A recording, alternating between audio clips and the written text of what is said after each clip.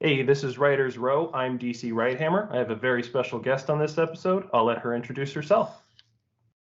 Hi, I'm LT Ward, and I'm a short story writer, and I'm working on becoming a novelist.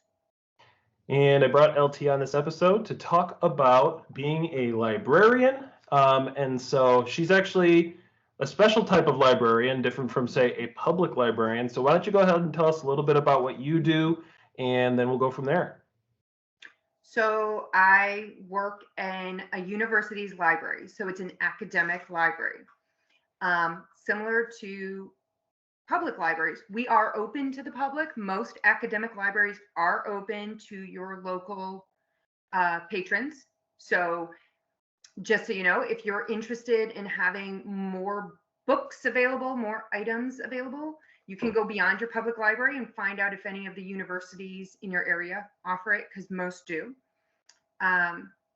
My particular job is I'm actually a writer who has a math degree, and I'm the billing generalist. I am the person who hounds you if you've lost a book, if you have fines. I'm the one who handles all of that at this academic library. Oh, that's great. So, And so how would you say working at a library has affected you as a writer? I'm like I feel on most days I'm like a 12-year-old kid in just like candy store heaven. Understand every single coworker I have, and I have about 20 staff faculty member coworkers, and there's 25 student workers. Every single one of us is a book nerd. So you can literally turn around and go, you know what happened in writing and what you saw in the news about this author? And they're like, yes, let's talk for an hour. And I love it. Or, you can generalize and go, oh, well, what have you been reading? And they're the first people to pull up a book, hold up the cover and go, look, I'm reading this and this is what I love. And they just word vomit all over you with it. I love saying my soul found its home when I started working at the library. So, because I Yeah, love because being in that environment. yeah, because I think, a lot of us are looking for that as Mhm. writers. We're looking for that kind of space and those kind of friends or coworkers or Mhm. somebody. And so we turn to something like writing community and we get some of that. It scratches some of that itch. Yep. Um, there's got to be something a little special about being surrounded by books, being surrounded by book enthusiasts, people coming there. A lot of them are academics, so they're looking for maybe Mhm. reference guides or different things like that. I know a lot of that happens on the Yes. internet now, um, but tell me, how is that different from the writing community, let's say? So it is the collection we have. We call it a collection. Um, because we're academic, we have a different purpose of what our collection is. Our readership is like, I have a ridiculous account there. I check out a book from the general collection, it gets 6 months, and I can renew it for up to 3.5 years. And I get up to 200 books I can check out at one point. Wow. Right, because academic professors actually need this volume of stuff. Sure. So, us, we count a good checkout for a book is twice in 5 years. Oh boy.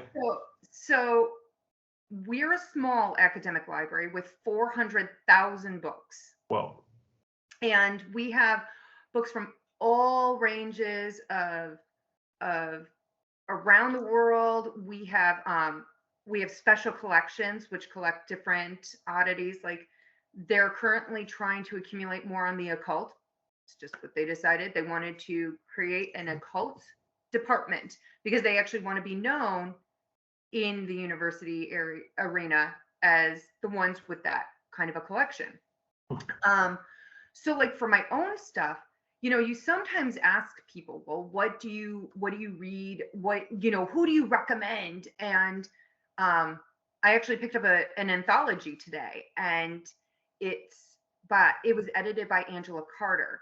And this anthology was published in 1986. Okay. It's actually out of print and I can read it. And she is someone who I actually tweeted out the book cover, and a couple of people were like, I love that editor, But it was 1986. We're talking almost 40 years ago, and their works are still in this collection. Uh-huh. So I get a lot of that. The other thing is being in an academic library, I have access to other academic libraries. So I can get any book I want in the last 150 years. Wow. That's pretty much in America. I mean, like, and beyond, you can find collections from other stuff. So when I do research, it's just fantastic in that way. Mm-hmm. Also, I really love for the writing. I love that I have these experiences. You get very, very odd people. You get customer service with book nerds. As I said, I'm in charge of lost books, and we turned on after the pandemic, or not after, at the beginning of the fall semester, we had shifted our pandemic rules, and we did this notification of, hey, we need our lost books back. So people got all these emails, and they started flooding us, and they're like, but I have the book and I can return it. What do I do? So they were sending us pictures of themselves with selfies going, here's my proof of life. The book is a lot. It's here. It's here. It's like, okay, we still need it to come back. Right. And like most libraries, we don't charge overdue fines. We just want our items back. But it was just, they get such odd little moments. And I can easily feed that into my own writing, just seeing how they react. So. Yeah, idiosyncrasies. Mm-hmm. So lost books, overdue books, you're talking they've got to be pretty well overdue if you can check them out for 6 months at a time or 2, 3 years, whatever it is. Like, you get up to 7 years on a due date. So some of them get checked out and then they just, so I have to follow up with people. Yeah, oddest one was I did some research, found a very fast Google search, and the person had confessed to arson and was currently in jail. So I notified the appropriate librarian that that book would not be returning. So, and that's part of it. I do evaluate, can we actually get the book back? Can the item come back? yeah, And I'm a librarian with a little L, and then there are librarians with a big L. got it. A big L librarian is someone who has a master's degree, usually in library sciences, Yep. and then they have specialties. At an academic library, you have to have a master's degree in library sciences and something else to know how to research. These are above and beyond experts at researching, and I am much lower on that totem pole. So Yeah, but you're there, and that's I am. really cool. And so, you know, do you, I think one of the misconceptions in writing community is that we need writing community to sell books, when in fact most authors sell just to readers. They don't sell primarily to other writers. Yes. And so, going into, again, even your coworkers and then the casual public, like, you have access to true voracious readers, even though a lot of them are, might be doing reference papers or things like that, but you still are seeing people interact with physical books at a time when everything's going digital and things like that. And so just talk me through that, being surrounded by people who love to read, or at least are doing it for research. They're so with the academic side of it, we notice our readership, it ebbs and flows because of the semesters. Professors and students, if it's nonfiction, they are devouring it throughout the whole semester. Mm-hmm. Fiction comes in different waves, because of course it's around the breaks. Our students don't get the same checkout time we do. Okay. We do want our students to check out books. So we do things like we set up displays. We've discovered if it's a theme of, like, a history theme or something, it dies. They sit on the display, they get noticed, there's a purpose to it. We did a red, white, and pink display. And because it was just such a mix of genres and book covers, whole bunch of books got checked out, which is very uncommon for us. Graphic novels, we cannot keep those things in stock. Okay. People check them out like crazy. But like when you're going through the readership, I've had some indie authors reach out to me and go, how do we do this? How do you get them into the library? Librarians actually use search engines. Unfortunately, I know people are going to get stressed. Amazon is part of it, Mm-hmm. but there are different kinds of reviews they look for. There is quite a few things. The first that they love is if it's popular culture, something referencing that, that's a quick search. And they actually use a library search engine that actually hits even some indie books of what the topic is. So these academic libraries and public libraries can actually find them. When they look at reviews, there are some staples they go for, like Kirkus. If Kirkus gives a starred review, our library is 100% going to buy it. Okay. But then you start getting into the nuances of what each library does. And this is applying to public libraries and academic. You discover what your patronage is. Ours has two very, very odd things. The first is we have a librarian who believes all Stephen King books need to live in our library and nothing else does. Okay. We have every single Stephen King book printed. Okay. Wow. Because she is passionate about it. The other thing is Jodi Picoult, whatever she has liked, our readers want to read her recommendations. And we have no idea why, but she is a big deal for them. If Jodi Picoult said, read this, they do. Okay. So we go into that. But the number one method is word of mouth. So one of the things for rec reading, I go on and I like to go and give reviews. And if I say, hey, I think this book might be interesting for our, because we divide it into collection and recreational reading. And because of my position, I'm only recreational reading. I don't have the background to pick for courses. So they actually go on a Goodreads. They go on to Amazon and they look for LT Ward. What did she say? And if they think I gave a good review, they order the book. Oh, wow. And so that's how I've gotten a few indie books on our shelves. I put them on display. Yeah. Because, yeah.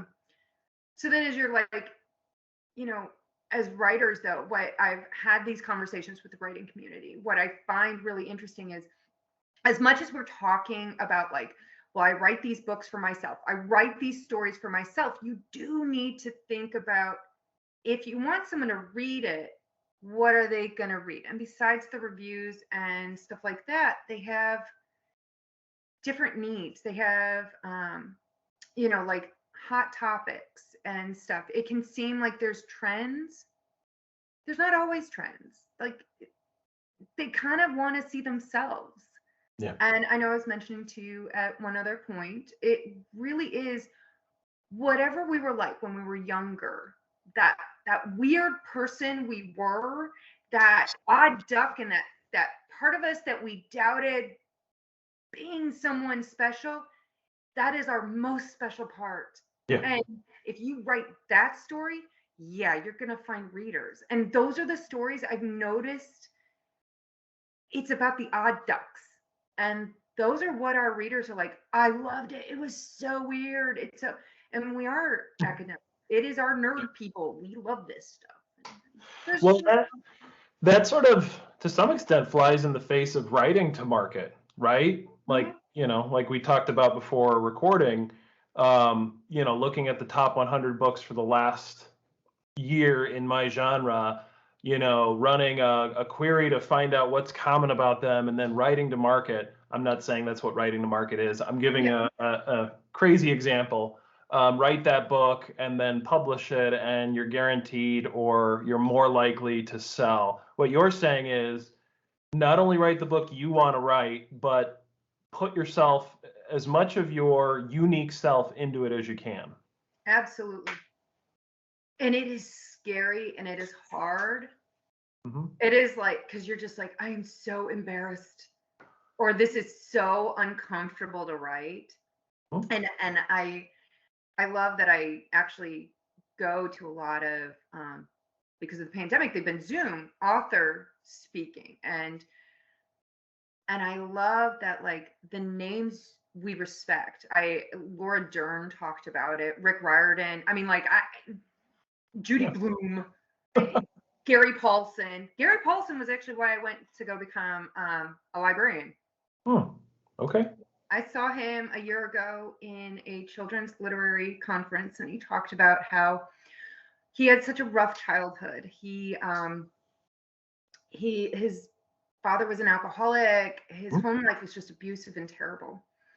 And he was wandering around, and he snuck into the library, and he was like cold. He said it, of course it was raining, because that's the way the world works. It's gonna rain on this most penultimate day. And he goes in, and the librarian's really nice and gives him a little cocoa or tea or something, and said, no, you can stay as long as you want. And then when he was getting ready to go, she said, you can come back.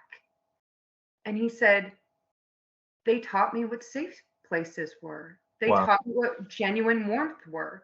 He said, without librarians, I wouldn't have known safety.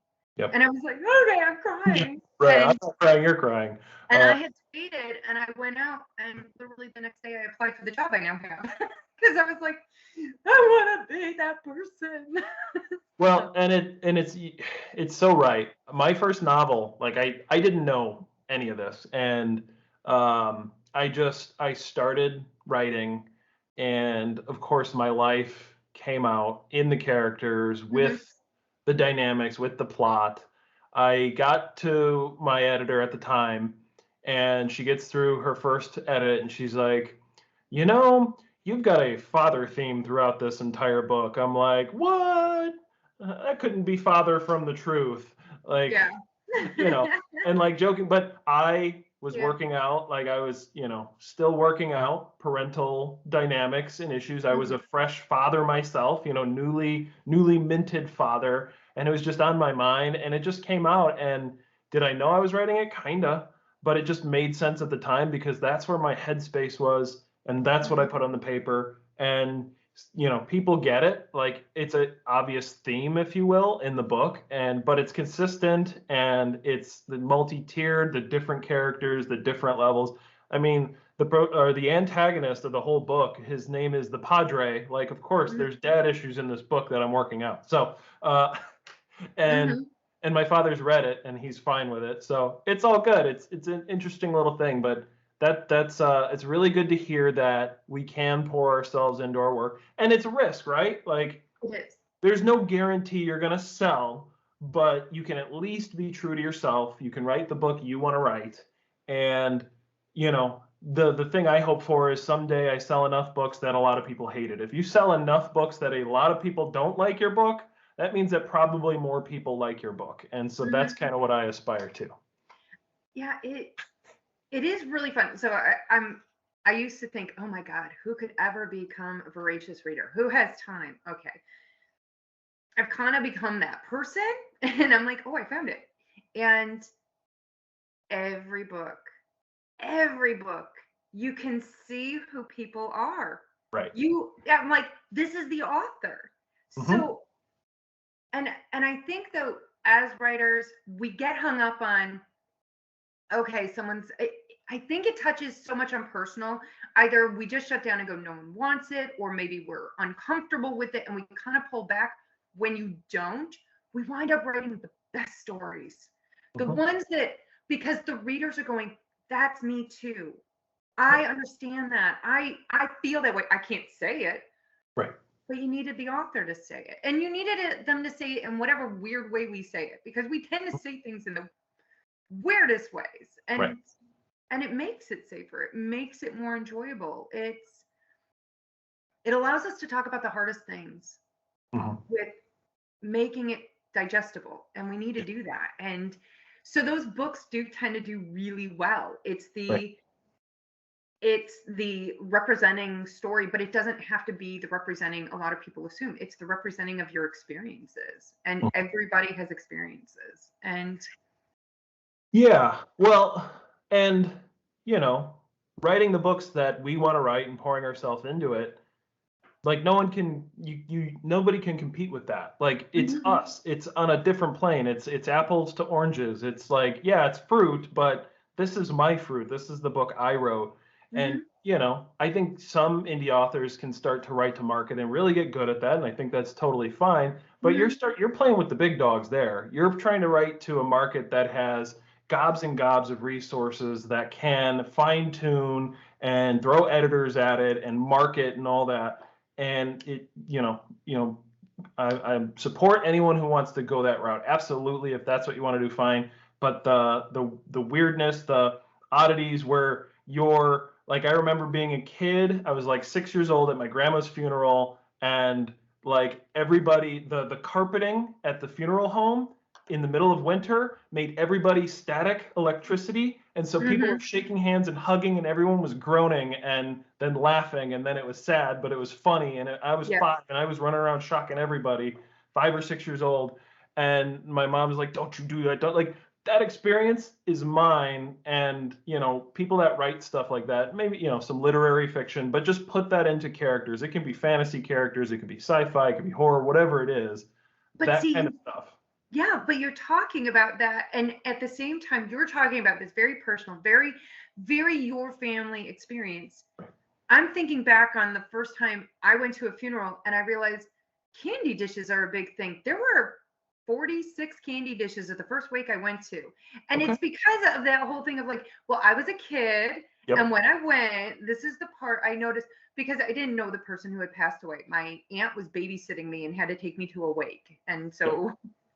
so what do you do when you're like, well, I've looked at the body, now I'm going to go do something else?